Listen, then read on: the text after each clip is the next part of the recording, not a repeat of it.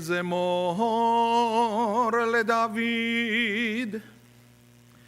אדוני רואי לא אכסר, בנו דשירביצני, על ימי מנוחות ינעלני.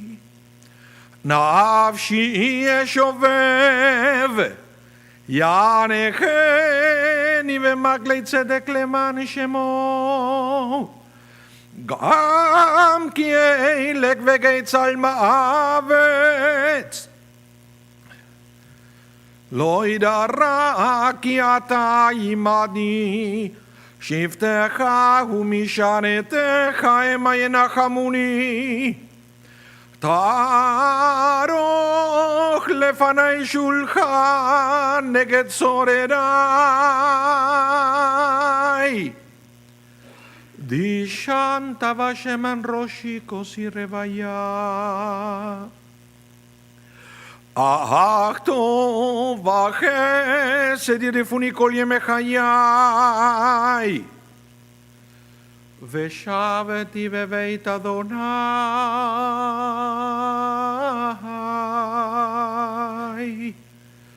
לאורך ימים. The words of the 23rd Psalm, Psalm of David. The Lord is my shepherd, I shall not want. Giving me repose in green meadows, leading me beside the still waters to revive my spirit. Guiding me on the right path, for that is God's essence. Though I walk through a valley of the shadow of death, I fear no harm, for you are with me. Your staff and your rod comfort me. You prepare a banquet for me in the presence of my foes. You anoint my head with oil, my cup overflows. Surely goodness and kindness shall be my portion all the days of my life, and I shall dwell in the house of the Lord forever. Good morning, everyone.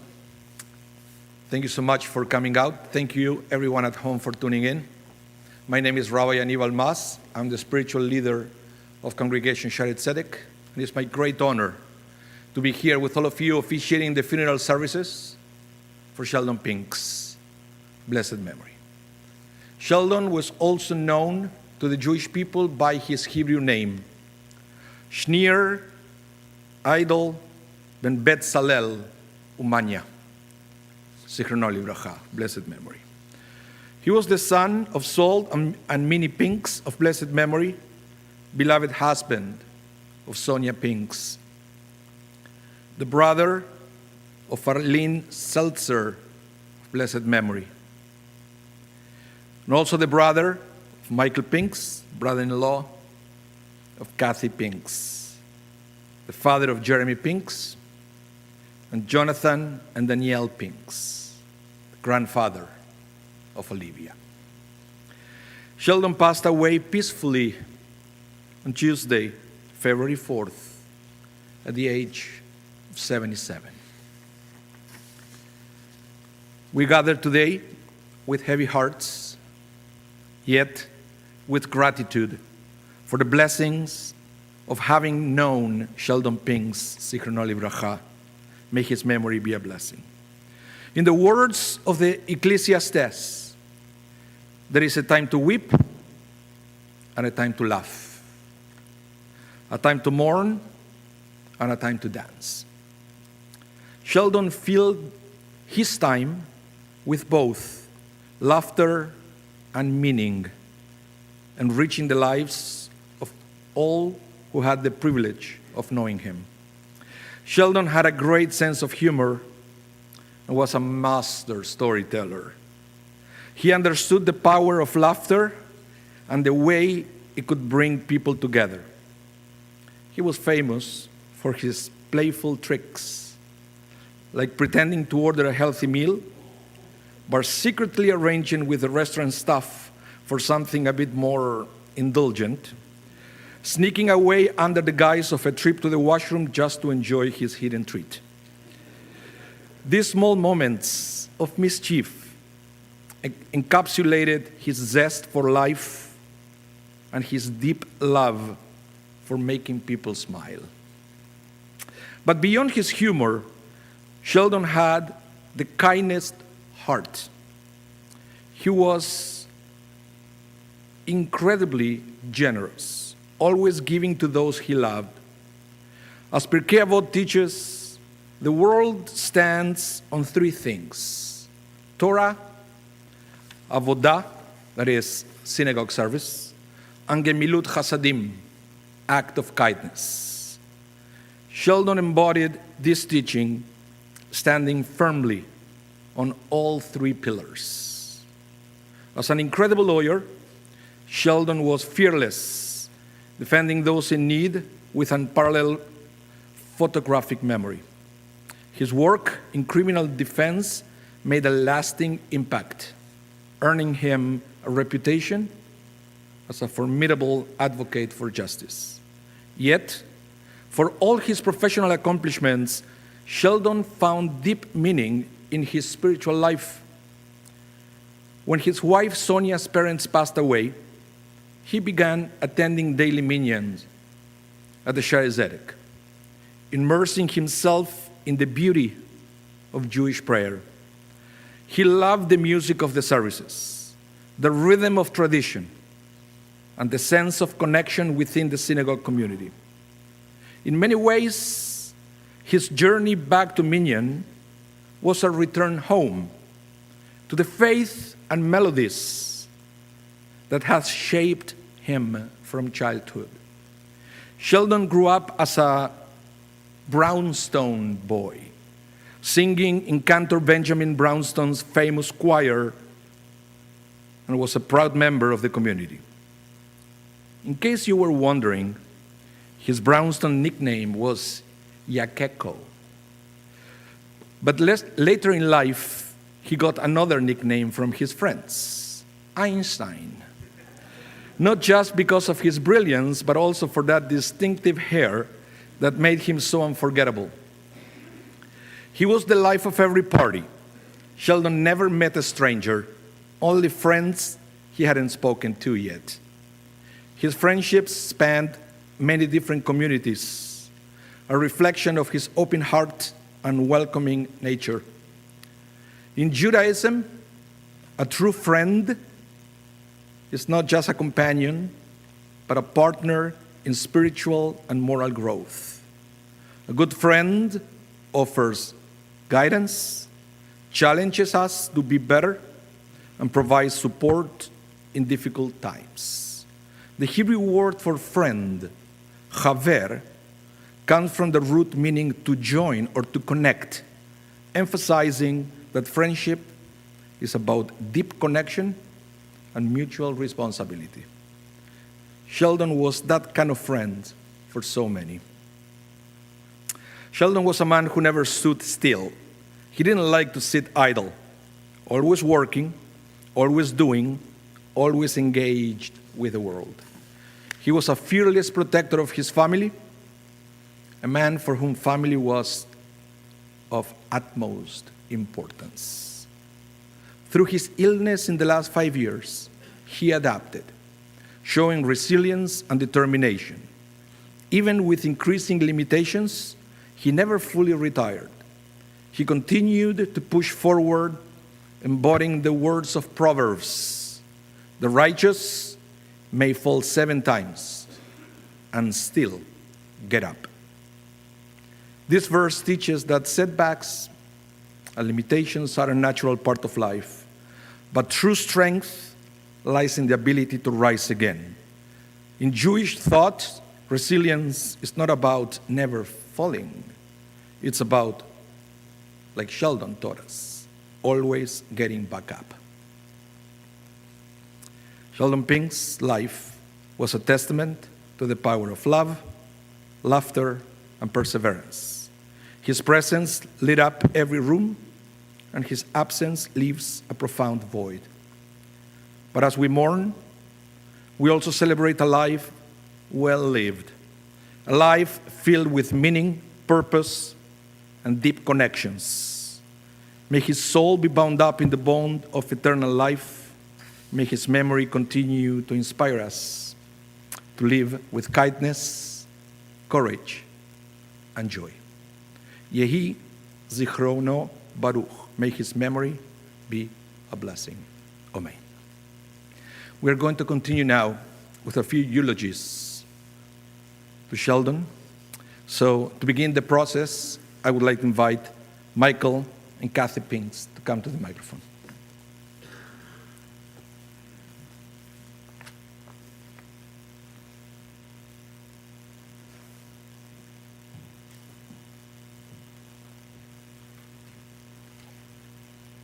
So I see people in the back standing. There's lots of room in the front. Let's take 30 seconds to allow you to find a seat.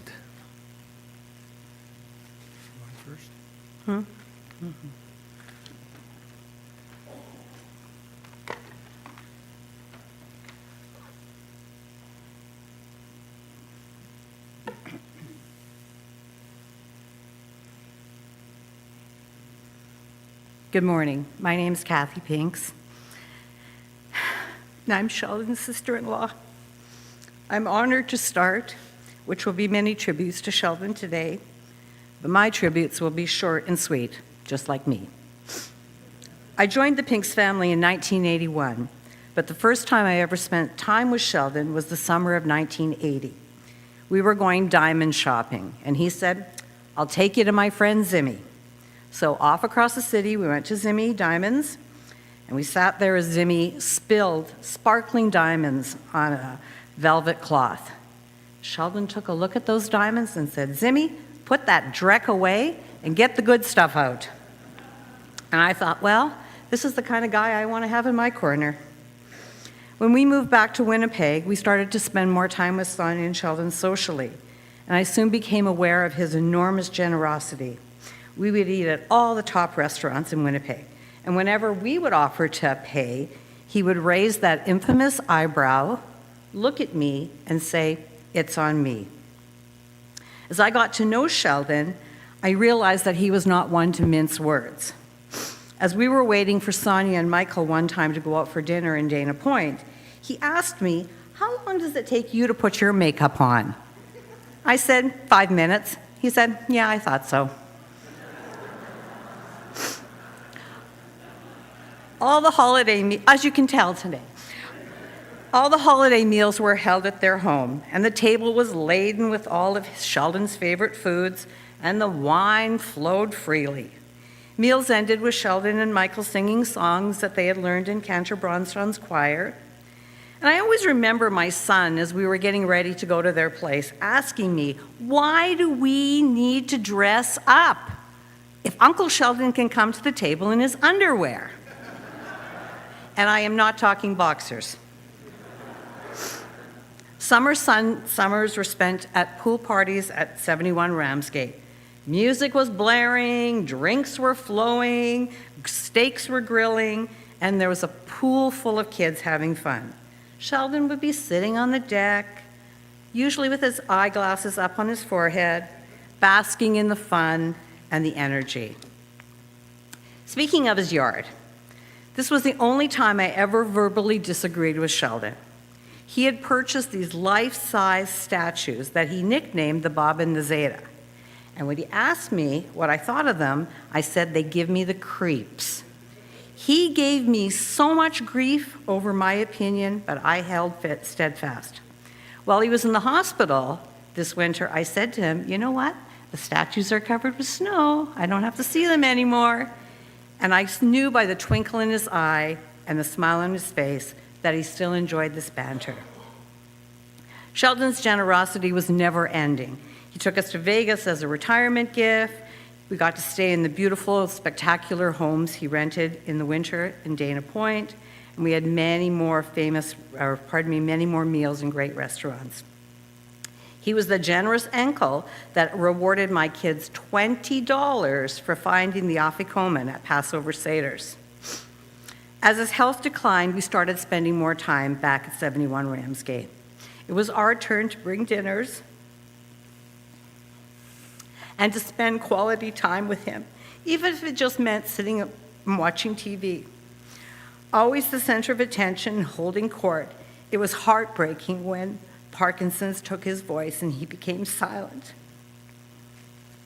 I will always remember the day in the summer of 2023 when he came into the kitchen with his walker and he stopped and he intently stared at me. And my first thought was, I have food on my face. And he looked at me and he said, "Kathy, you are a really beautiful woman."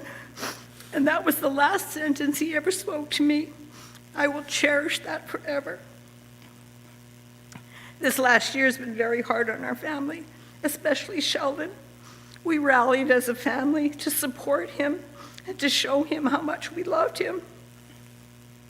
He's at peace now, and he's probably holding court, wearing a V-neck t-shirt, black, probably in his underwear, telling stories, laughing, and maybe even having a Sheltini.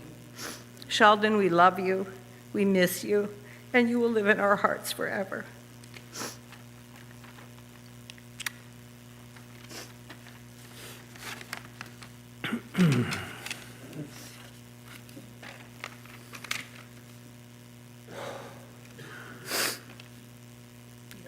Good morning.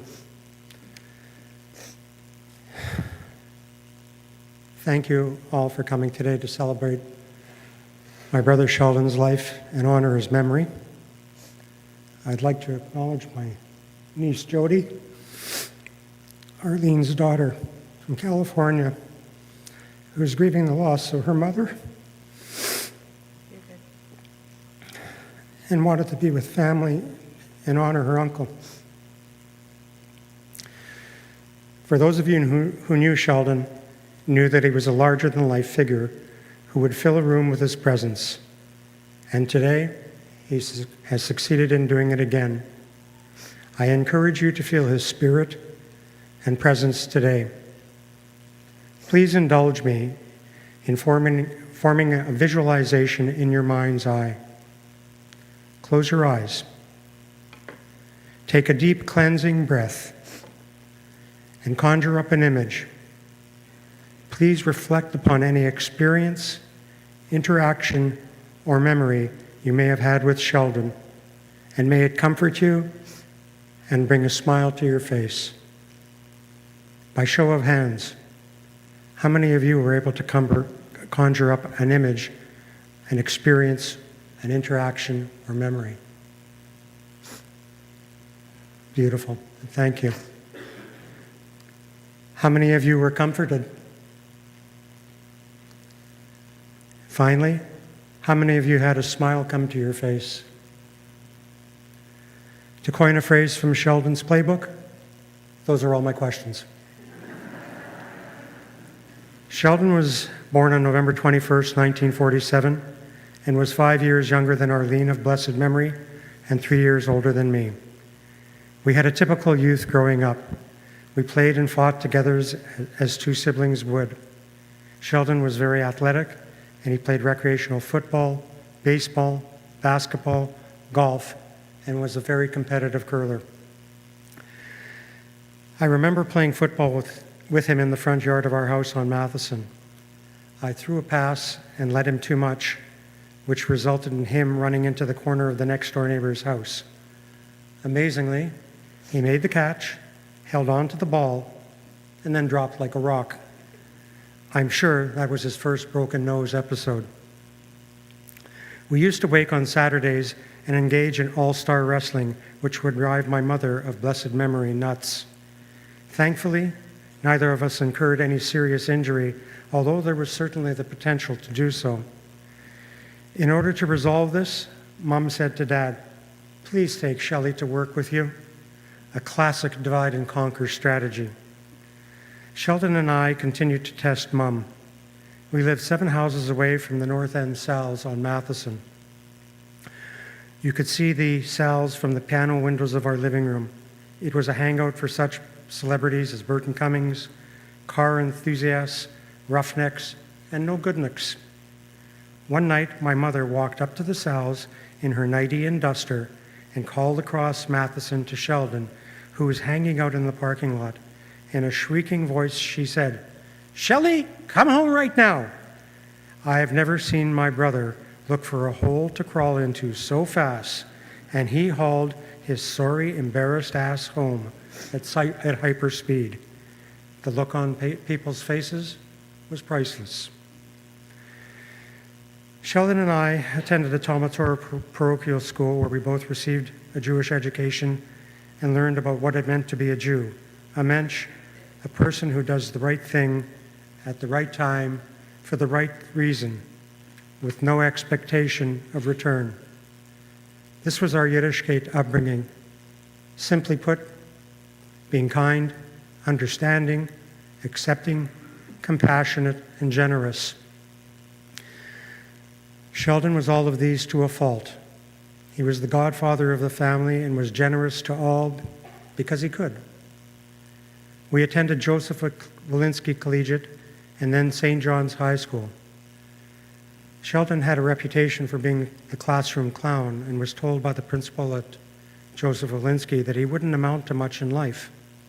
Well, the principal was terribly mistaken, as evidenced by the legacy that Sheldon has left. While at the Talmud Torah, both of us became members of Chazan, or Cantor Brownstone's choir. This is where we learned how to daven, or chant and sing and chant the prayers. Sheldon and I would do a nice two-part harmony of some of the prayers with our dad when he was still alive, and would bring our sister Arlene to tears.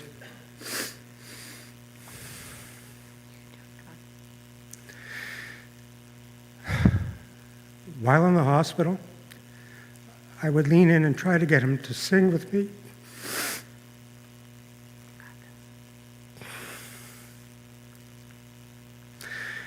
Urging him to join in because it was impossible to sing two-part harmony by myself. He would smile as I sang by myself. Unfortunately, the Parkinson's took away his ability to talk, sing, and walk. On Saturday, November 10th, 2012, Sheldon's 65th birthday, he was called to the Todah by Rabbi Moss and me to chant his special bar mitzvah haftarah. Upon graduating law school, Sheldon worked extremely hard for legal aid, creating a client base and name for himself.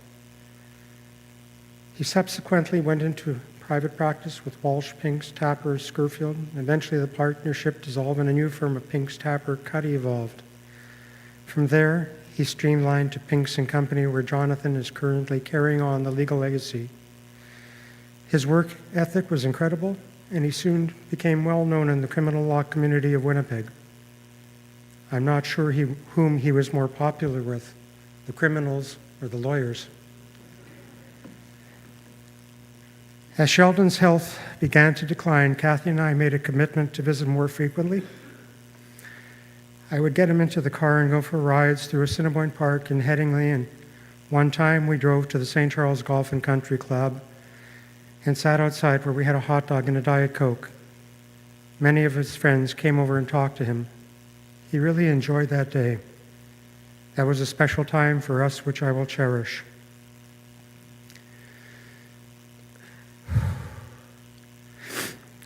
In the last 36 days, I have lost my 2 siblings.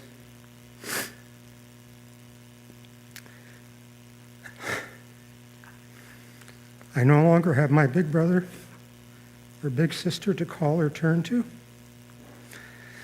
I guess as the baby of the family, I'll have to fly solo now. I have an insurmountable void in my soul, and a piece of me has been removed. That will remain until I join them. Sheldon and Arlene, I love you both.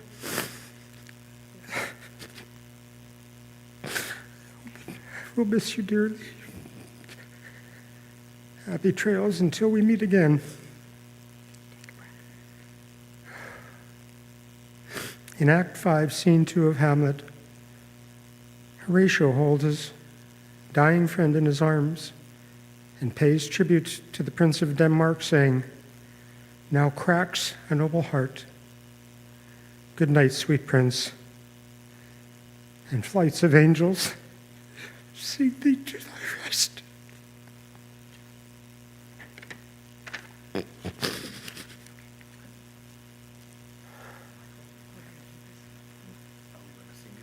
Yeah.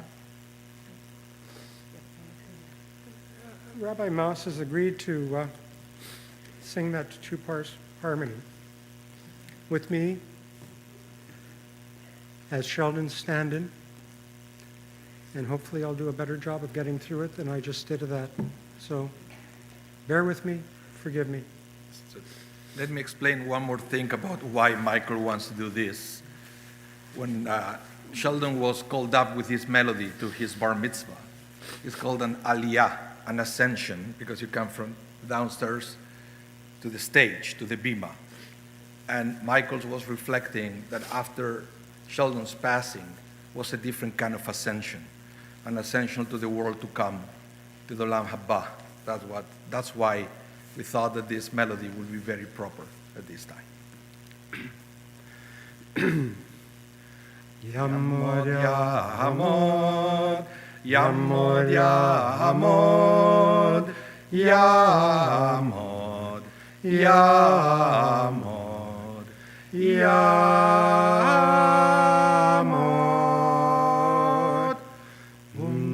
Yamod Chatana Bar Mitzvah, Shnei Yidel Ben Betzalel V'Menya, Maftir.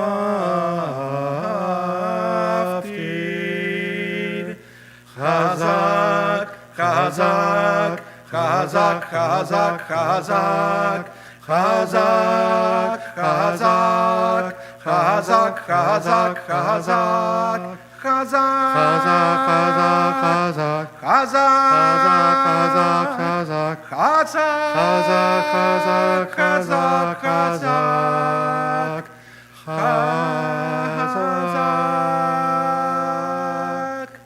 Amen. Thank you.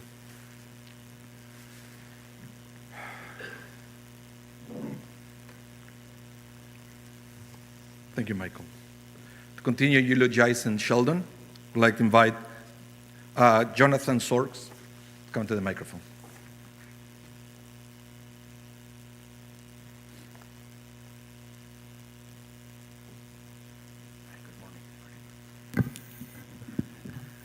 Good morning. I'm Jonathan Sorks. I've been a friend of the Pinx family for over 40 years. I'm affectionately known around the Pinx family as Sorks. Sonia, Jeremy, Jonathan, and the entire Pinx family, my heart is absolutely broken for you. Many will speak about Sheldon's brilliance, his career, his intellect, and his incredible skill as a lawyer. And he was all of those things. But what inspired me most about him was his heart, a heart full of generosity. He was a beautiful man. To me, he wasn't Jeremy and Jonathan's father. He was also a surrogate father, a steady presence, a source of wisdom and humor. Sonia, it was always so very clear to me how much joy Sheldon took in the life that you two built together and the beautiful family you shared. Sheldon extended that same care and devotion to all of us who were fortunate enough to be in his orbit. He had a remarkable ability to make everyone feel like a part of the Pinx family. If you knew Sheldon, you knew that his love language was entertaining. So you know Jeremy and Jonathan come by this honestly. Whether it was at home around the pool or at one of his favorite restaurants, there was always a good meal and a spectacular conversation. Specifically, I remember how much Sheldon loved for us to enjoy a good movie in his home theater. That man always had the biggest TVs and the loudest sound systems. And if you thought you had seen a better setup, he'd be sure to prove you wrong with a quick trip to Advanced with Jeremy as his favorite tech consultant by his side. But more than technology, it was the way he welcomed and cared for everyone. Even as recently as my last visit with him at the Shaftesbury, he was a standout host. I recall chatting with him while Jeremy set up a movie for us to watch. And Jeremy walks over and he puts the remote on the arm between us. And Sheldon taps my arm. And I thought, maybe the volume's not loud enough, or maybe he didn't care for the movie that he put on for us. No. He then reaches over and he hands me one of the snacks that Sonia had just so lovingly prepared for him. So even in that moment, making sure I was taken care of was still a top priority for him, and that's just who he was. Of course, my memories of Sheldon go way back. As a kid in the 80s, when WWF was all the rage, I vividly remember seeing Sheldon standing in the driveway wearing nothing but a neon yellow swimsuit, like a slightly less sculpted but equally tanned version of Hulk Hogan. It was only a few short years ago I realized, and Sheldon confirmed this, no, he wasn't channeling a wrestling icon. He was just excited to chat with the neighbor, and he ran out the door in his underwear. And honestly, that sums up Sheldon so well. Enthusiastic, unfiltered, and always up for a conversation. About 10 years ago, my family and I moved from Boston to San Diego. And one of my favorite aspects of this move was that it gave the opportunity to see the Pinx family more frequently when they wintered in Dana Point. We often met about halfway while the Pinx boys did some shopping. It was a great excuse to see the family, and Sheldon likes nice things, but he loves a good deal in the most stereotypical way. By the way, if anyone needs the most amazing fan, there's probably still a small inventory of them at the Pinx household.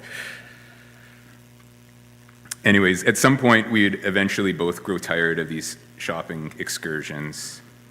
And I know what you're thinking. How long could it possibly take to find a few black t-shirts and a dark pair of jeans, also known as the Pinx family uniform?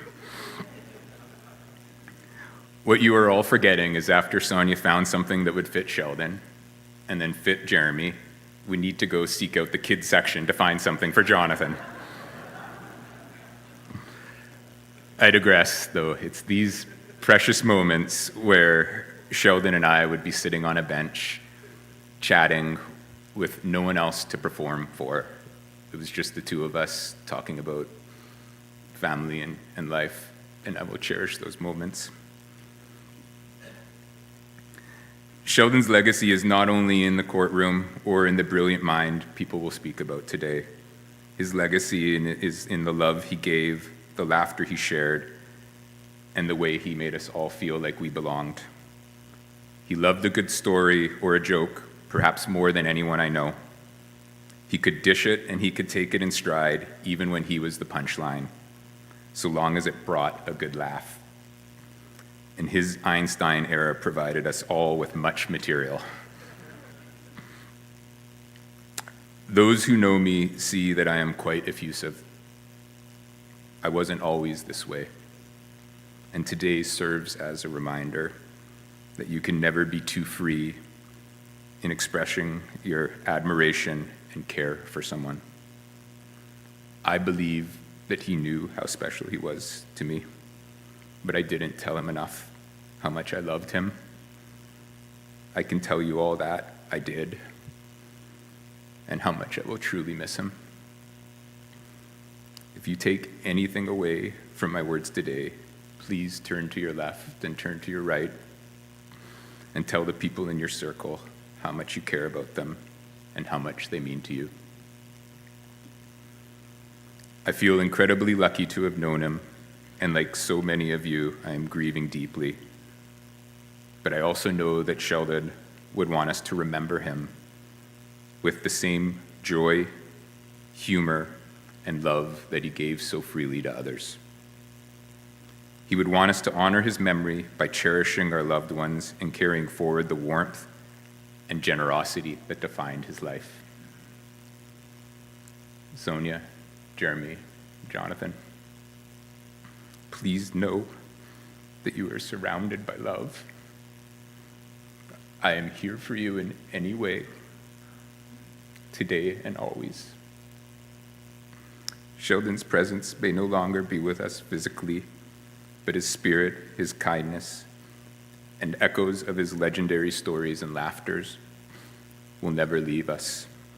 Sheldon, ani ohev otach v'sheyehi zachrach baruch. Sheldon, I love you, and may your memory be a blessing.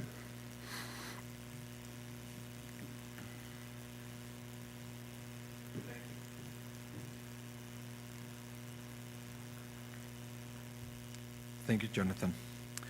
Next, I would like to direct your attention to the screen. We're going to have a video tribute sent to us by Judge Ellen Gordon. Good morning. My name is Ellen Gordon. I'm joining you from Vancouver to eulogize my darling friend, Sheldon Pinx. For those of you who don't know me, I was a defense lawyer in Winnipeg for 12 years before I moved to Vancouver. And during the course of my time as a defense lawyer, I met Sheldon. He befriended me. He mentored me. He promoted me. He did everything possible to assist me in moving forward in my career and enhancing my life. And quite frankly, I have to say that I owe a lot of where I am today to the confidence that Sheldon instilled in me. I'm sure that everyone is saying various aspects of Sheldon's life, so I just want to talk a little bit about the merger of our professional lives and the development of our friendship. In the early 90s, Sheldon and I were both involved in the criminal justice subsection of the Canadian Bar Association, and we were both invited to be on a cross-Canada committee that was making recommendations to Parliament to make certain amendments to the criminal code. And in September of 1991, we went to what I think was our first meeting in Montreal.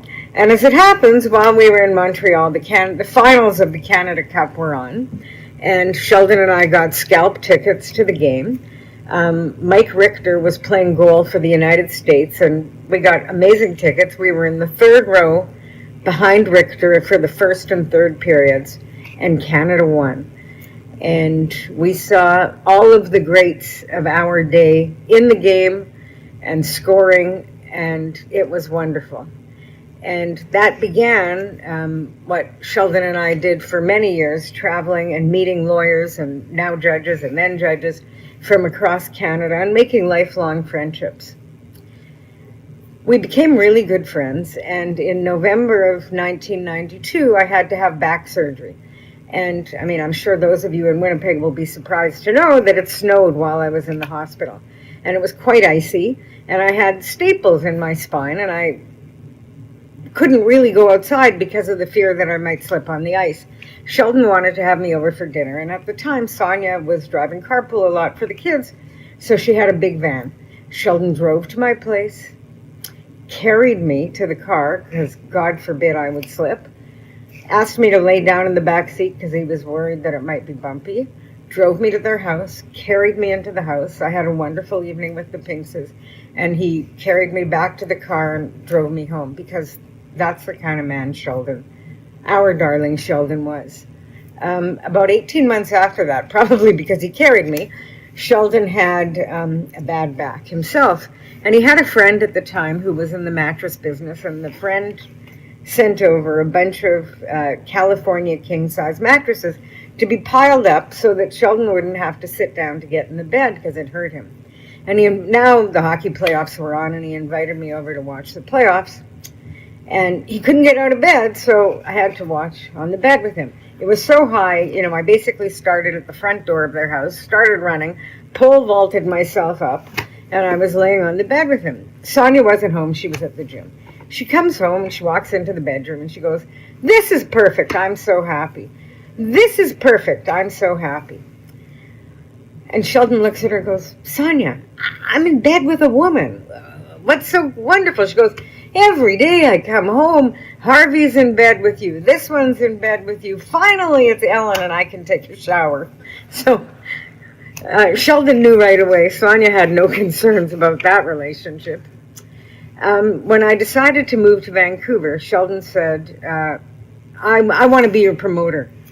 And he went around town and he asked judges to write letters of reference, and the chief judge of the then Court of Queen's Bench, and the chief judge of justice of the province. And I had this package of amazing letters that Sheldon had put together, and I had interviews. And the first interview I had, I was offered a job in Vancouver, which, thank you to Sheldon, was wonderful.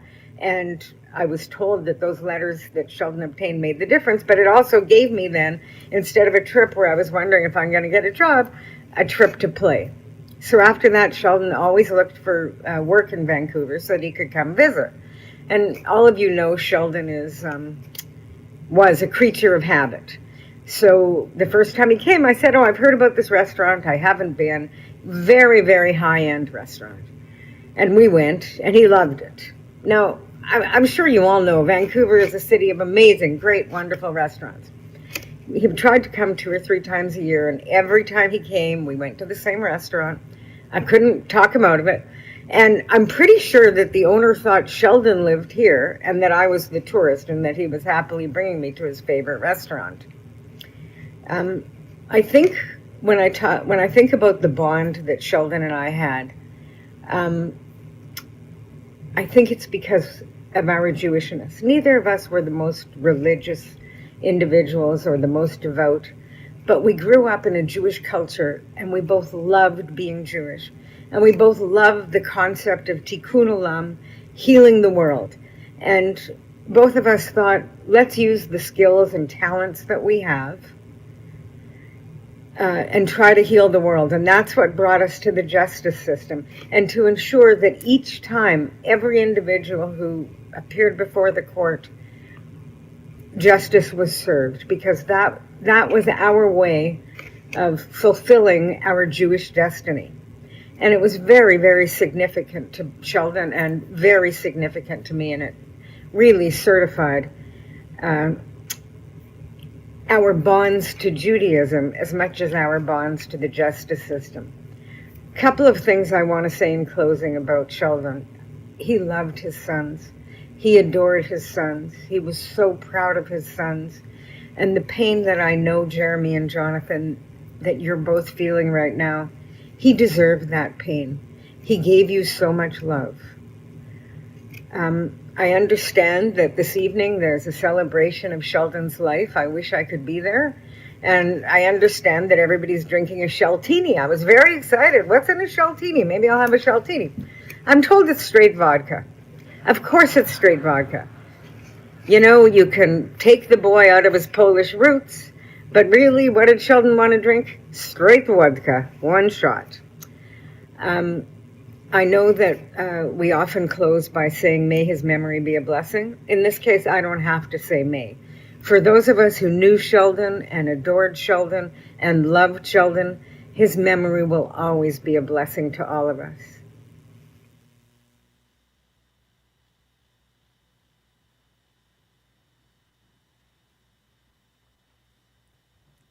Thank you so much.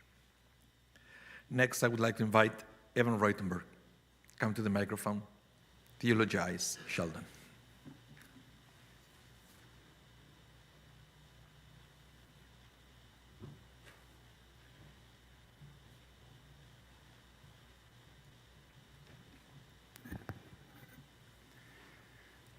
So it's 1997, and Sheldon and I are in the Queen versus Alina.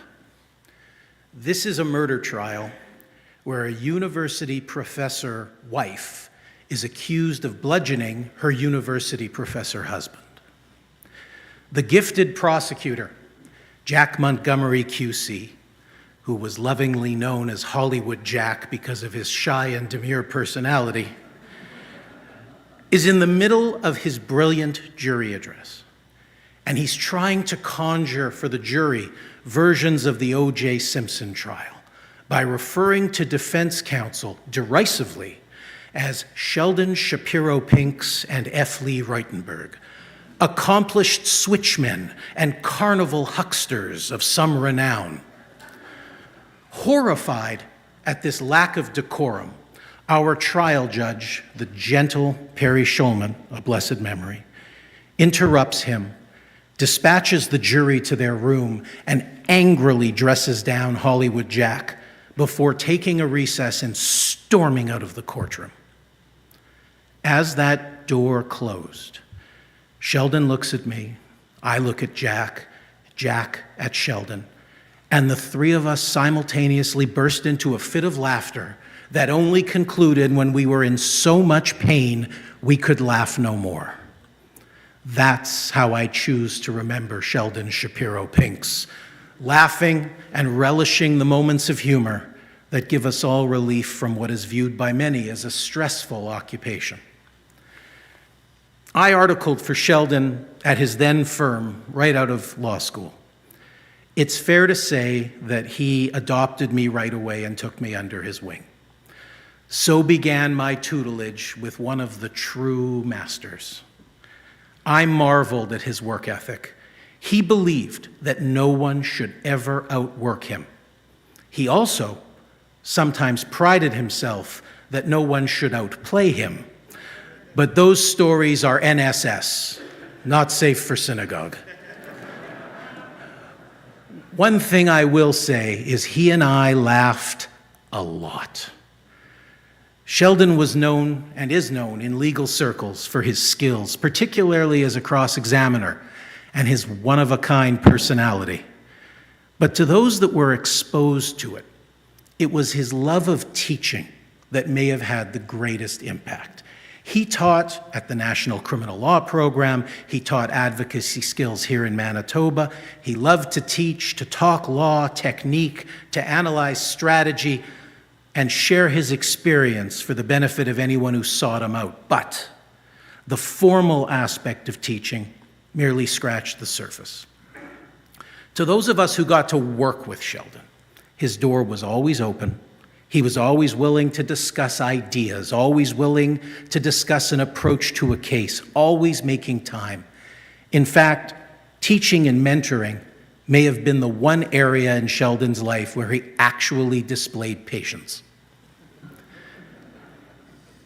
As I think of those lawyers that Sheldon had a hand in molding as advocates, I can count no less than 10 current or recently retired judges, including our dear friend Ellen, who you've just heard from. I feel uniquely privileged to speak to Sheldon as mentor, as the relationship we shared was really quite special. Right from articling, we bonded. Like any great teacher, Sheldon accepted me for who I was, as absolutely maddening as that was for him at times. And he let me be me. He taught me how to practice, how to question, how to analyze a case as if I were prosecuting it, and then how to demolish it brick by brick. He taught me the arts of cross-examination and persuasion. I learned from him the love of teaching and mentorship. We eventually started a firm together. A few years after that, it was time for me to fly away, and that wasn't an easy decision, and it wasn't easy on him.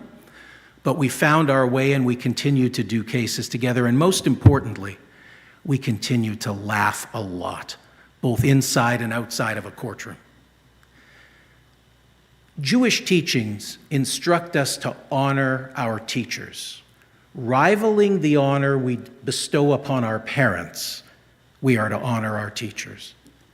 I've thought about that direction in these last few days, and I was reminded of some parallels between my father and Sheldon.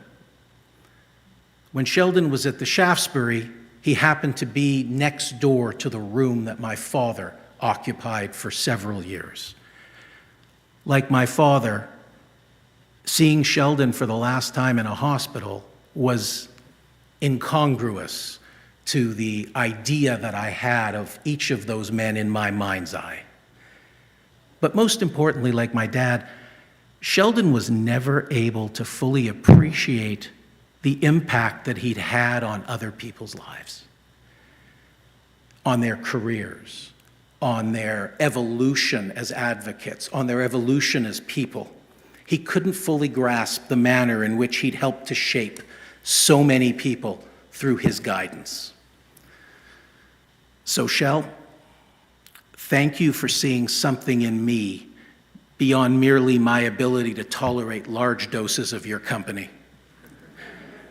Thank you for your guidance and your mentorship. Thank you for your friendship. Thank you so much for all the laughter. An expression that you've all heard a few times already and will continue to hear is, "May his memory be for a blessing."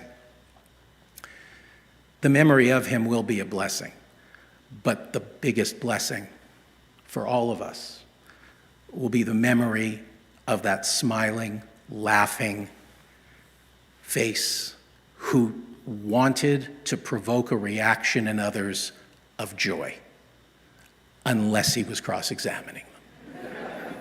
Thank you very much.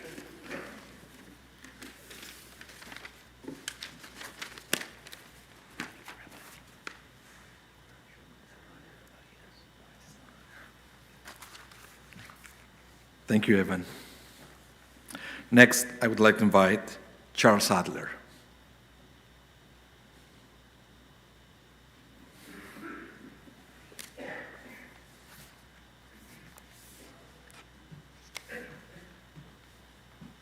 Welcome, sir.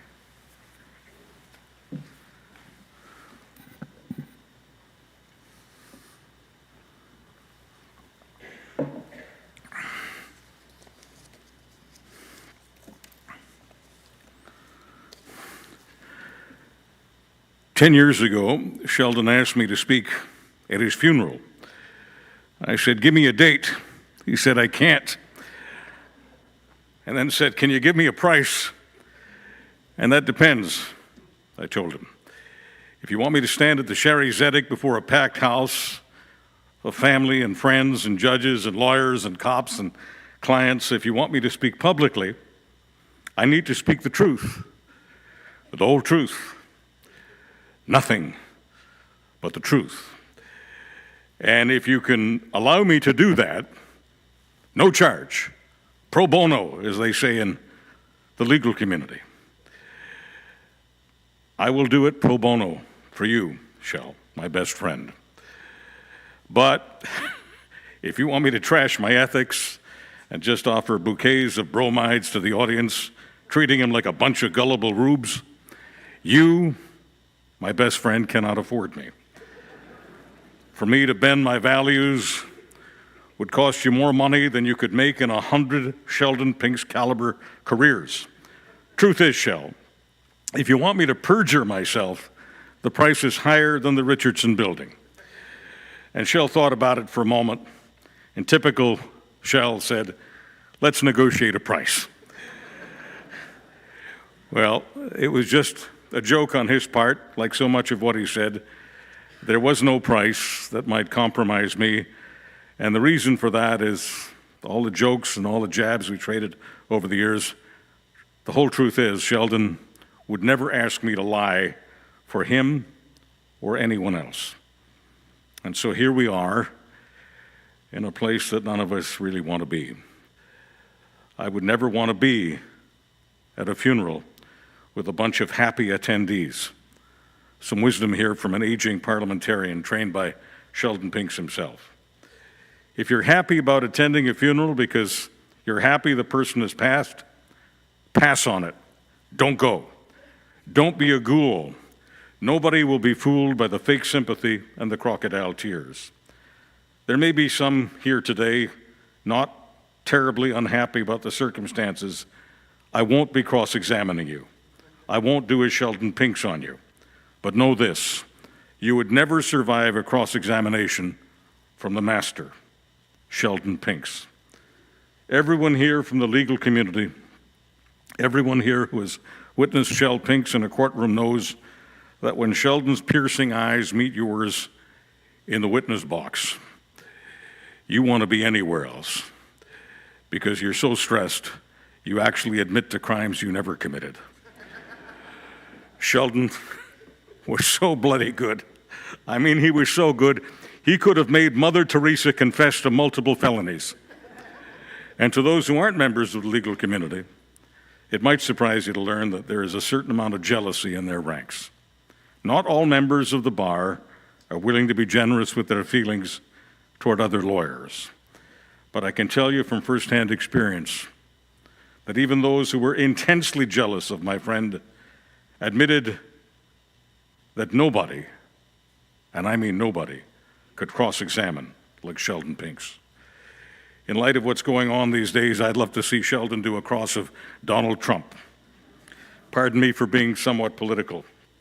I'd love to hear Shell say, "President Trump, isn't it true that 51st state thing you do, that you're so keen on, Canada being annexed to the States, is really all about your desire to do the best real estate deal of your life? Isn't it true that this has nothing to do with U.S. national security? You're not afraid of Canada, loose borders and dangerous drugs. Isn't it true, Mr. President, that you crave Canada's riches, that you want to steal the steel and the aluminum and the canola and the cattle and the copper and the zinc and the gold and the nickel and the lithium and the oil and the gas and the water and the Arctic ice? You even want to steal Shania Twain. Isn't that true, Mr. President?" Well, there's a job open right now, as we know, for PM, and if you don't mind, I'd like to nominate Sheldon Pinx. I think he would do better for Canada than any of the current candidates. No more politics, I promise. Nobody who knew Sheldon Pinx doubts that he wasn't born rich, privileged, entitled. This is the part where I promised myself I wouldn't do this. Shell was the son of a tailor, and that is something I can personally identify with. It's impossible to grow up being thought of as the son of a tailor. It's impossible to think that you'll ever join the privileged. The only privilege you have when you're growing up, scratching and scraping for every nickel, the only privilege you have is your imagination, home to your creativity, your ambition. Sheldon Pinx had an imagination larger than Winnipeg's North End, broader than Manitoba. Sheldon is thought of as a great lawyer, of course, but he could have been a great professor, could have been a great stand-up comic. All of us who knew Shell knew how much he loved to make people laugh, not just at our tables in his favorite Chinese restaurants on McDermott and Sargent. He would also want the servers to laugh, and those who cleaned up the place. And we always met them because we always closed the place. He would want the servers to laugh, and he'd want everyone in the kitchen to laugh, especially the cook, who was always shown special appreciation by Sheldon. The soup was hot and sour, but Shell's gratitude and demeanor were always sweet.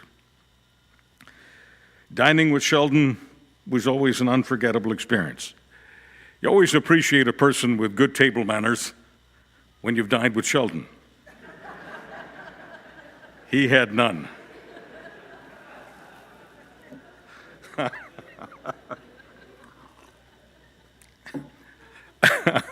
I know you're not supposed to laugh at your own stuff, but Sheldon loved to eat all the food on the plate, his plate, and everyone else's plate. He loved to stick his fork into the food that was on your plate. And nobody could accuse him of being selfish because he always gave the food back. Shell didn't believe in chewing all his food. How could the lawyer be telling story after story after story while chewing without surrendering some of what he was chewing to everyone else? You didn't just have chop suey with Sheldon, you got to wear it. But once again, the generosity that everyone here has talked about today came through on this visual that you will never forget, much to your regret. Yes, you got to wear the food, but Sheldon paid the bill for the cleaning. Not just for the cleaning of your clothes. There are many reasons why I'm very sad to be here today, naturally. But the saddest reason is that this event, and I saw the coffin outside so I can confirm this, this event is official confirmation that I will, for the first time in many years, have to pay for my own dry cleaning. Thank you, Shell. It's impossible to think about clothes without admitting something that's very difficult to do in the largest Jewish sanctuary in River Heights, but it needs to be said here because we're telling the whole truth. So here at the Shaarey Zedek, we'll say that Sheldon rarely observed a Shabbat service in this hallowed hall. There was a house of worship he did attend every Saturday. Nobody can ever say that Shell was not an observant Jew because every single Saturday Shell worshiped at the Polo Park synagogue known as Harry Rosen. Shell was the son of a poor tailor, but every Saturday he worshiped at the house of Canada's richest tailor, Harry Rosen. Some people naturally assumed that Shell lived in a big house in Tuxedo with his family because he wanted the best for his family, for Sonia, for Jeremy, for Jonathan. Of course he wanted the best. He wanted to give them the very best. But the real reason for the big house was the closet space. Every single square inch necessary to accommodate every coat and suit and sweater and shirt and shoe and tie and belt and pocket, square and everything else Sheldon purchased at what we thought of as the Shaarey Rosen. For Shell, Harry Rosen was indeed the Shaarey Rosen. He was religiously attached to that store. It should also be said that while Sheldon rarely attended a Saturday morning service here because he was worshiping at Polo Park, he was also rarely here for the Saturday night events, and that's because he was worshiping next door at 529 Wellington. It's not that Sheldon didn't love the service here, but the service here didn't include Cointreau. As they say in cop shows, the hooch was next door. No, Sheldon did not grow up privileged at the corner of Matheson and Main, and nobody did.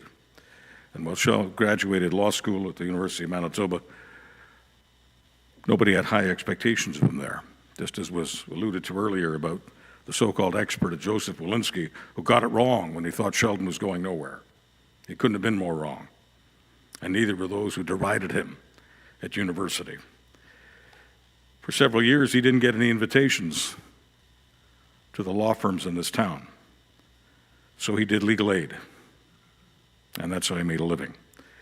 And while he received money for the legal aid cases, which he worked so hard on, he also received derision he did not earn.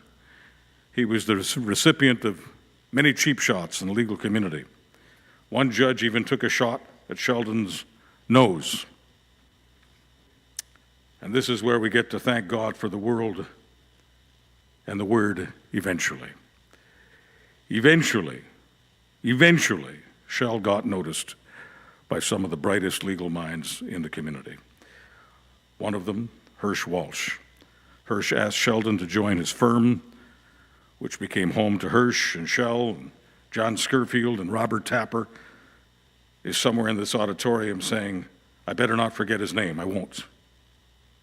He was on the team as well. David Asper, as a very young lawyer, learned some of the ropes from Hirsch and Shell, and it was that learning that helped him free an innocent man from a life sentence for a crime he never committed. David Milgaard.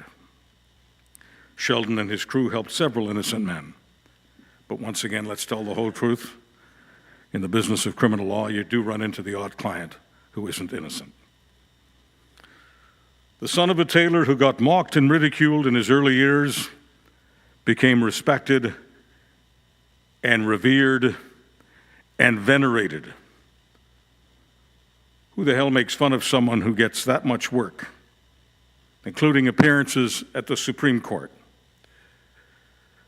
But while success at being a lawyer and husband and father and grandfather, yes, grandfather, thank you, Jonathan and Danielle, for making my friend Zedek, the Jewish grandfather. Nobody ever put a smile on Sheldon's face like baby Olivia Pinx. But Sheldon wasn't just the great lawyer and husband and father and grandfather.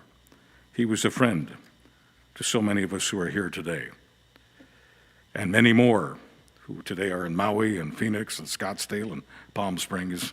It would have been nice to see them all here, but Sheldon would understand. After all, it's February. This is Winnipeg.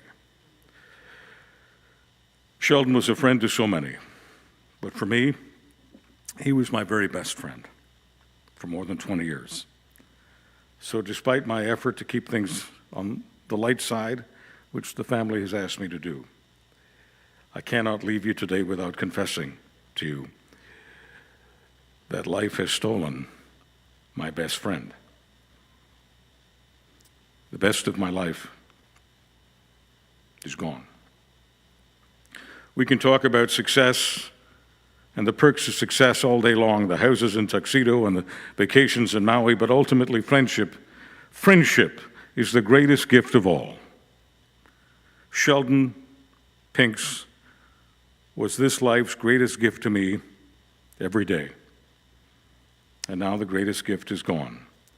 There will never be another Sheldon Pinx. And I will never have a best friend like him.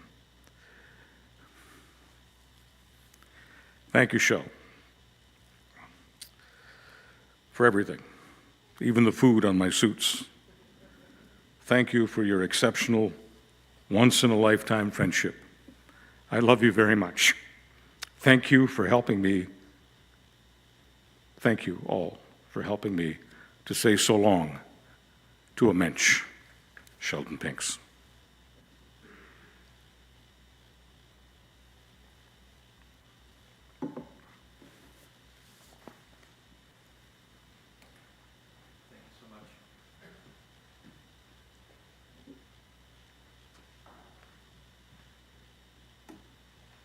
Acharon, Acharon Chaviv.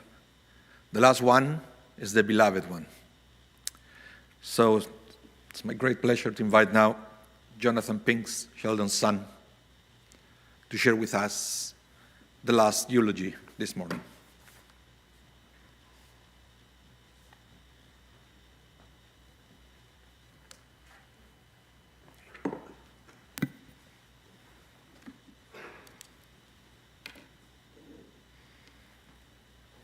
So firstly, I wanted to thank everyone for attending today to honor my father.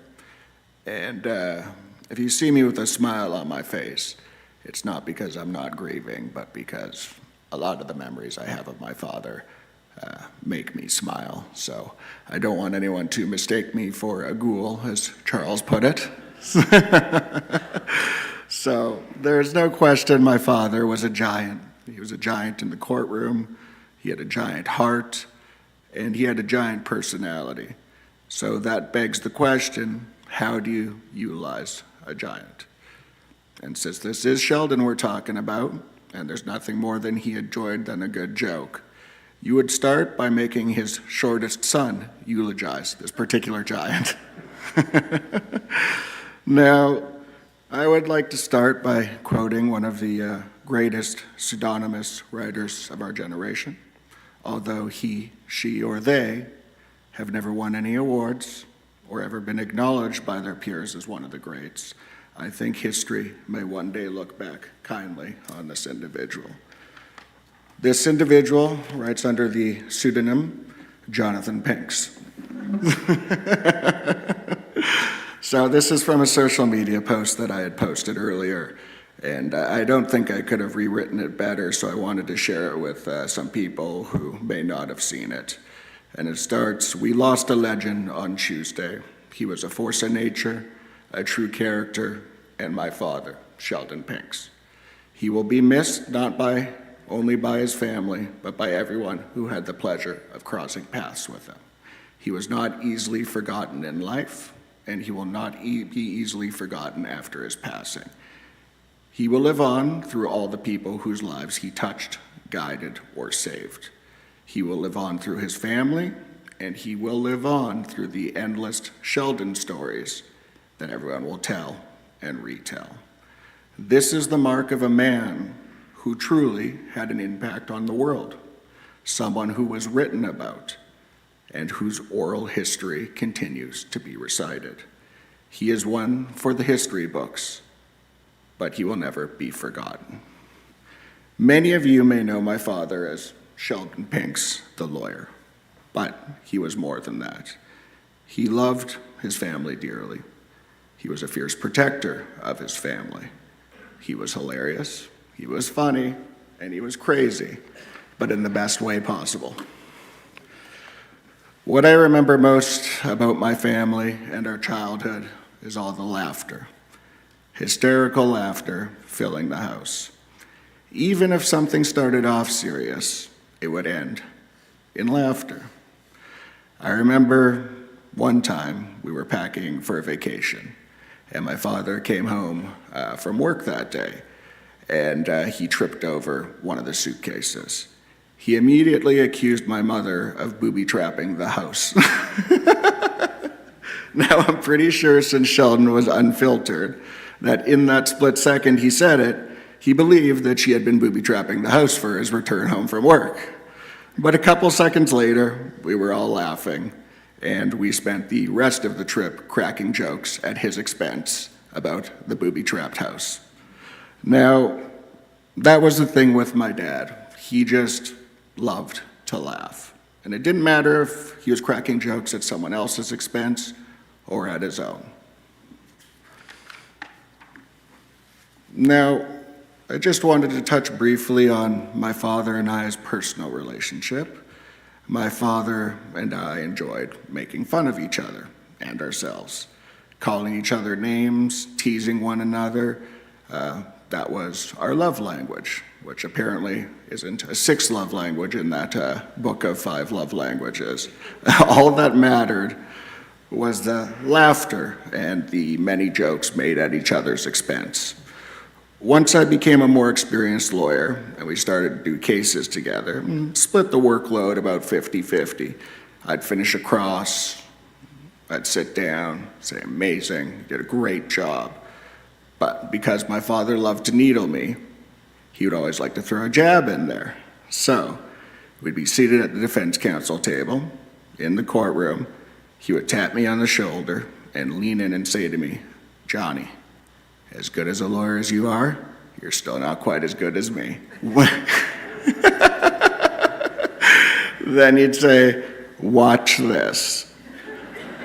He would then stand up to the lector, turn around, look at me, smile, give me a wink, and then either destroy a witness, make a flawless argument, or just do the impossible, all while making it look easy.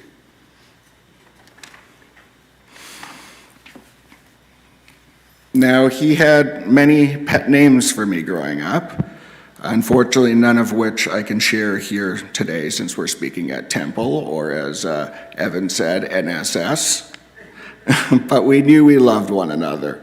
It went without saying. It was simply an uncontested fact, which we both unquestionably accepted as truth. We were not sappy with one another, but the last couple of years of his life, I thought to myself whether or not I should leave these things unsaid that I took for granted that we both understood. But because that was not how my father and I normally communicated, normally it was cracking jokes, making fun of one another, I struggled to say the actual words to him. Now, again, as crazy as Sheldon was, he was crazy in the best way. He loved people. He would make friends with anyone within a 5-foot radius of him. By the end of the evening, they'd be the best of friends. He frequented many of the restaurants in Winnipeg, the Pony Krail, owned by his good friend Peter Janakis, 529, Wasabi, among many others. All of the staff knew him by name, along with most of the regulars. He was the only person I have ever known that would befriend a complete stranger at a restaurant, sit down at their table, and within minutes start eating off a stranger's plate. I mean, who does that? And this wasn't just a one-time occurrence, this was a regular pattern. I'm sure you could say, when you think to yourself about most Sheldon stories, you could end it with saying, who does that? Well, Sheldon did that. He was gregarious, he was vivacious, he was full of life, and he was my father. Because of his outsized personality, endless energy, and possibly his resemblance to Albert Einstein, he was remembered by all whom encountered him. When my parents started to vacation in Southern California in the winter, my father became a regular at the restaurants and bars at the St. Regis and Ritz-Carlton, which were close to the home they rented. He would pull up to the valet, park his car, you'd hear the valet say, "Hey Einstein, welcome back." You'd go to the bar top, the bartender would say, "Hey Einstein, what are you drinking today? Vodka martini." My father embraced this comparison so much that he started buying Einstein dolls, Einstein paintings, and he proudly hung these in his home and office. He acquired one Einstein painting that he was particularly fond of, and he brought it to 529 to show the staff there how great this painting was. He then made the case to the staff of how his painting was far superior to the boring landscape paintings they had hung in their lounge. He then convinced the staff to remove one of their landscape paintings from the wall of the 529 lounge and hang his Einstein painting on the wall in the lounge. This wasn't just for a day. This was for months. I'm pretty sure they took it down when he wasn't there, but they hung it up when he came to dine there. So he essentially made 529 hang a painting of himself in the lounge while he dined there. I mean, who does that? Now, I did have in here, the rabbi touched on it already, the famous French fry story of how when my father was trying to be a little more healthy in his lifestyle and lose some weight, he ordered a salad. My mother heaped praise on him for ordering the salad, and that's all he was going to have for dinner. My father gladly accepted her praise. Now, for anyone who's been to 529, you'll know if you go to the bathroom on the main floor, it's essentially connected to the kitchen, and you get a clear view into the kitchen. So I get up to use the bathroom, I look over my shoulder, and he's in the kitchen. They have a secret stash of fries for him that he's eating in the kitchen. Now, there was one other, what I think is a pretty hilarious story of him in his so-called healthy days. He would oftentimes make us come with him for drinks after work. And he would make sure to do this around 4 or 4:30 while we're still on the clock, so we couldn't say no. So on one particular occasion, he'd like to go to the Blaze Bar down at the Delta Hotel there. And at that time, when you entered the Delta, before they reconfigured it, you could have a clear view of the bar top. And at this time, again, he was trying to lose weight. He told my mom he was going to stop drinking in order to cut down on the calories. And as I turned the corner, I see at the bar a martini glass in front of him. So I look at him. He sees me look at him. I come all the way around where you have to enter. By the time I get there, the martini glass is just a couple feet to the side. And I go, what's that? And he's like, what? And I'm like, that martini glass right there. He's like, it's Sprite. I'm like, oh. I'm like, so you're drinking Sprite out of a martini glass? And in complete seriousness, he turned to me and said, do you have a certificate of analysis to prove that it's not Sprite? I said, isn't a court of law, we know it's not Sprite that you're drinking out of that martini glass. Now, my father was a fantastic father, and he left no doubt in his children's minds that they were both loved and protected. We always knew we were loved. Not everyone gets to grow up in a household filled with love and laughter. Not everyone is given the same opportunities that he was able to provide for us. I'm grateful for all he did for his family and grateful that he was my father. I'm grateful for all the sacrifices he made so his family could have a better life. I don't think I truly appreciated the sacrifices he had to make until the last few years, when I slowly had to step into his shoes at the office, until I had a family of my own. Having to miss family events because you have to prep for a trial the next day. I didn't realize that it breaks your heart to have to say you can't attend these special events. The immense pressure of being a trial attorney and the weight and the stress of that profession always resting on your shoulders. Trying to balance your professional life with your family life. I realize now what he sacrificed, how difficult it must have been, and it just makes me all the more grateful for everything he did for his family. As Evan had said, he was more than just a father figure. He was also a teacher and a mentor. He was my teacher and mentor. But he wasn't just my mentor. He mentored many of the people sitting in this room, as well as many others who couldn't be here today.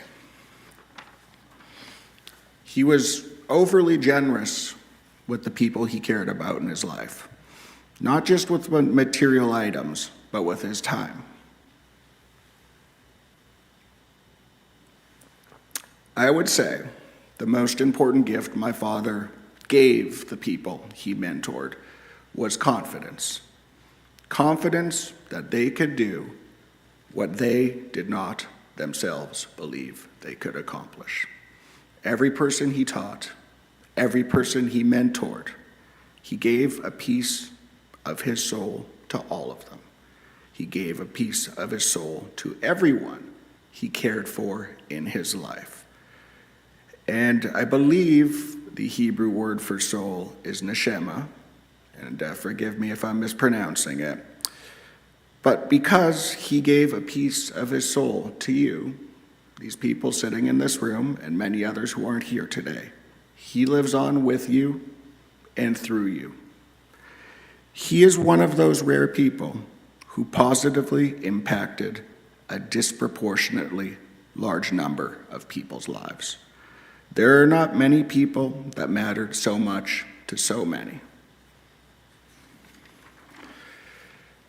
Now, this next part, I hope you stick with me, because it's something that gave me comfort and probably not something you'd expect normally to hear at a eulogy.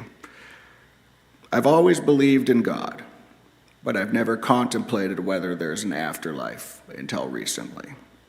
I've always been addicted to knowledge. The subject matter was never important. All that mattered was I needed to learn more about that subject. A few months prior to my father's passing, my interest was piqued in two very different subjects. One was the works of Carl Jung. Now, keep in mind, for the purpose of this conversation, I haven't picked up a psychology book since university. The other topic, completely random, was quantum mechanics. And I don't think I've picked up a book on physics probably since high school. I cannot say why I was drawn to these two subjects. But one of the principles that Jung discussed was what he called synchronicity. Jung defined synchronicity as meaningful coincidences that cannot be explained by cause and effect.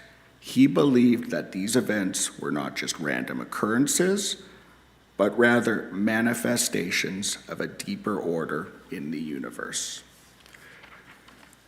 Now, you may ask why I'm talking about quantum mechanics in my eulogy. The reason is that new evidence suggests Einstein was right. Death is an illusion. Firstly, I just wanted to say that I love that this referred to Einstein right out of the gate. According to new theories and experiments in quantum physics, death doesn't exist in a timeless, spaceless world. Immortality doesn't mean a perpetual existence in time, but resides outside of time altogether. One of the most intriguing parts of this theory is the idea that immortality does not necessarily mean living forever in a linear sense, but rather existing outside of time altogether. This concept is called quantum immortality. Essentially, we believe in death because we've been taught that we die. Also, of course, because we associate ourselves with our physical body, and we know the physical body dies. I'm sure you've all seen the Marvel movies with the multiverse concept. That's a real thing from quantum mechanics. I'm sure you've seen news reports of recent breakthroughs in quantum computing. And all I want to say on that is this is not science fiction, this is science fact. This takes us to the idea of what's called a quantum state, which for our purposes we will just say is an in-between state. The famous experiment Schrodinger's cat shows us that in that experiment, the cat, until it's observed, is neither dead nor alive. It is in an in-between state. It is both dead and alive at the same time, and it's not until it's observed that its state becomes finite. The reason I raise this is because I had a discussion with the rabbi on Monday about the afterlife, about these new scientific discoveries, and asked him if he had heard of these things. His response truly astounded me. He referred me to a Jewish text written over 1,000 years ago called the Kabbalah.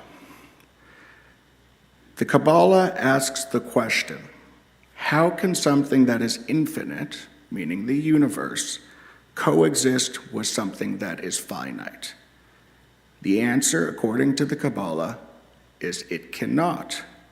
There has to be an in-between state.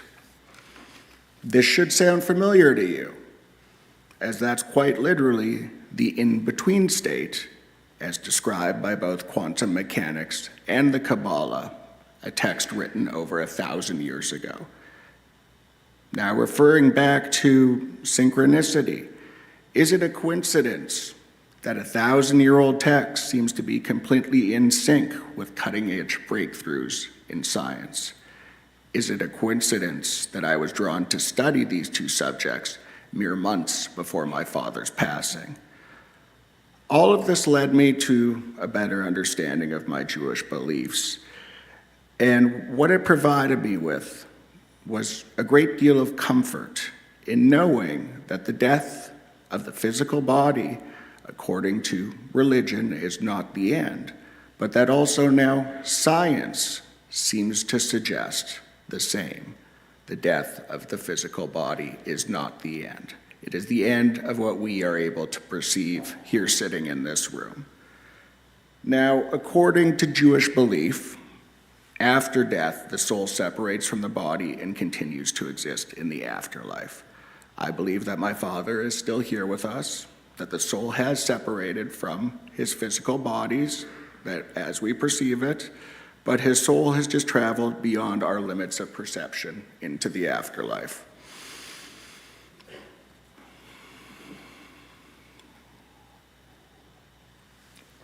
One final coincidence I want you to consider.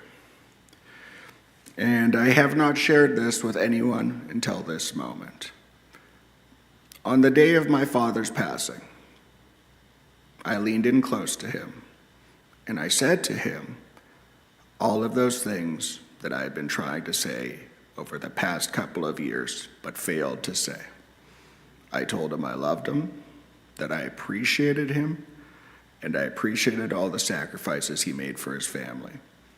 I told him that he should be proud of what he accomplished and the family he created. I pointed to my mother, my brother, my wife, and his granddaughter, Olivia. I am immensely grateful that he got to meet his granddaughter, Olivia, and spend the first 4 years of her life with him. He would just smile the widest grin, even until his last days when she entered the room. He truly did love Olivia and loved being a Zeta. Now, mere hours, maybe within an hour or two, of me saying these words to my father, which I left unsaid for so many years, his soul finally departed his physical body and went into the afterlife. I am forever grateful I got the opportunity to say those words to him before he passed, as I know a lot of people have regrets later in life not being able to say these words to loved ones. Now, the reason I shared the specific example of my father needling me in the courtroom while sitting at the defense table together is because since his passing, I have this image etched into my mind. And etched might not be the right word because it's more like a memory or something that really happened. It's indistinguishable, at least from my perspective, from a real memory. The image is the first thing I think about when I wake up in the morning, and it will just loop randomly throughout my head, throughout the day, but the scene never changes. And this is the scene. Now, this memory, or premonition, or whatever you'd like to call it, I'm sitting at a counsel table with him. There's no judge, there's no prosecutor, there's no jury. It's just the two of us in those two old wooden chairs you'd see in the courthouse, seated at the defense table. The rest of the room is just white, with this brighter white light off in the distance. He taps me on the shoulder, and he leans in, and he whispers. He goes, "Johnny, watch this." And he gets up, and he takes a few steps, looks back at me, smiles, gives me a wink, and then just keeps on walking towards this brighter light. in the corner of the room. I truly believe he's still here with us in some form, and that the human mind is limited in its capacity to perceive reality in its fullest. And because I know he's still here in some form, I look forward to the day I get to see him again with my own eyes and hear his own voice. And I know when I do see him again, he'll be waiting there for me with a little smirk on his face and a witty retort. And he's going to say something like, "I tried to tell you, Johnny, I'm always going to be one step ahead of you."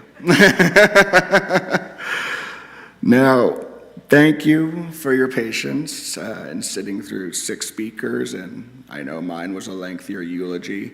My father was not known for his brevity. I think I come by that quality honestly.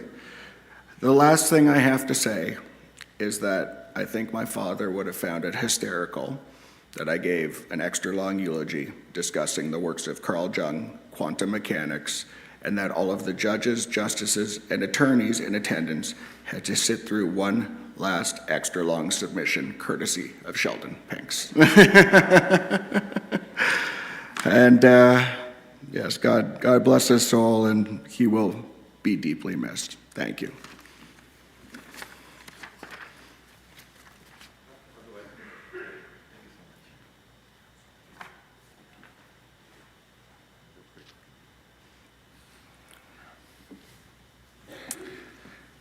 Thank you to all the speakers this morning. Such beautiful tributes. I would like to invite everyone to rise now for the memorial prayer del Maleh Rachamim. El Maleh Rachamim Shochem Bameroimim Hametzei menucha nechona tachat kanfei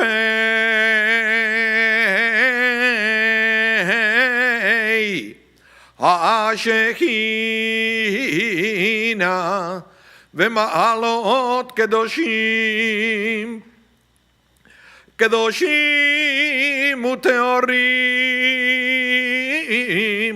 כזוהר הרקיע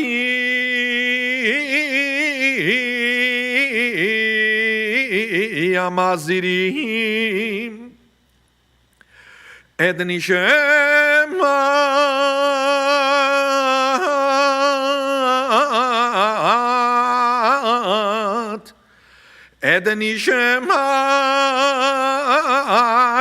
שני ריידל בן בצלאל ומעניה שהלך לעולמו בעבור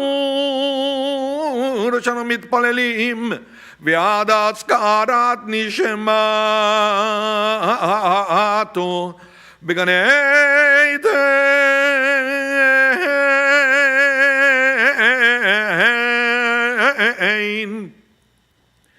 בגן עדן מנוחתו לכם על הרחמים אסירהו וצדקנה לעולמים וצרור בצרור החיים החיים את נשמתו אדוני ונחלתו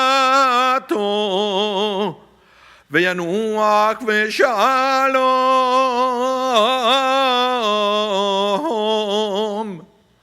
על משכבו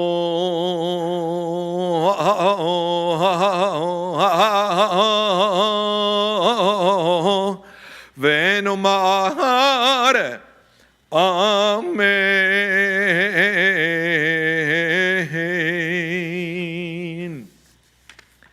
Exalted, compassionate God, grant infinite rest in your sheltering presence among the holy and pure to the soul of Sheldon Pinx, who has gone to his eternal home. Merciful One, we ask that our loved one find perfect peace in your eternal embrace. May his soul be bound up in the bond of life. May he rest in peace. Let us all say, Amen. You may be seated. In a few minutes, we are going to proceed in caravan fashion to the Shaarey Zedek cemetery. If you are coming with us to the cemetery, please remember to turn on your four-way flashers. And please remember to stop at stop signs and red lights in our way there. There is a cold weather warning in Winnipeg, so the part of the cemetery is going to be very fast. And I would like just to share with you a few instructions of what to expect there. All the prayers are going to be done at the very beginning in very fast fashion. We are going to recite the Mourner's Kaddish at the cemetery.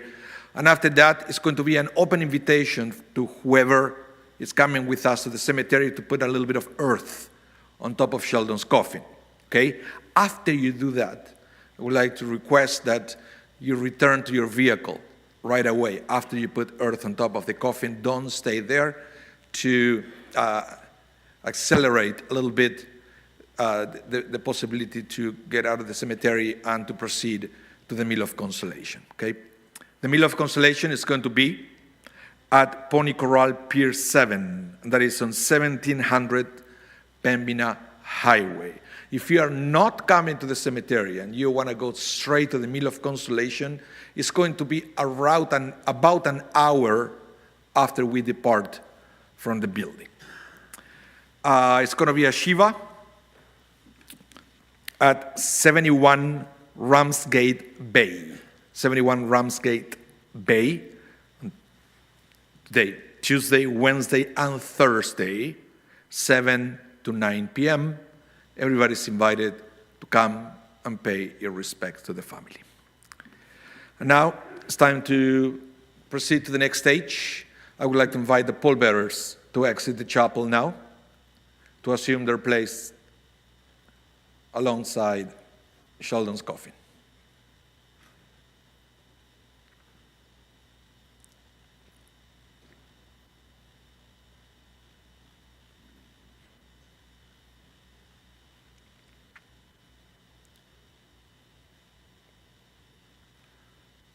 And I would like to invite the immediate family to exit the chapel now and to proceed directly to your vehicles.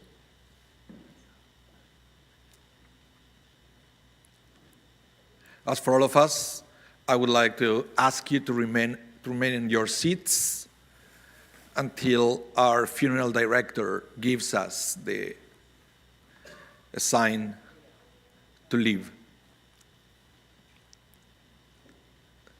The tradition at Jewish funerals is for everybody to exit the building and to form two lines outside through which the coffin can find its way to the hearse. But because of the cold weather, you can choose to either wait inside the building or you can proceed directly to your vehicles and wait there until we start moving towards the cemetery. Just be patient. It's going to take a while for us to leave.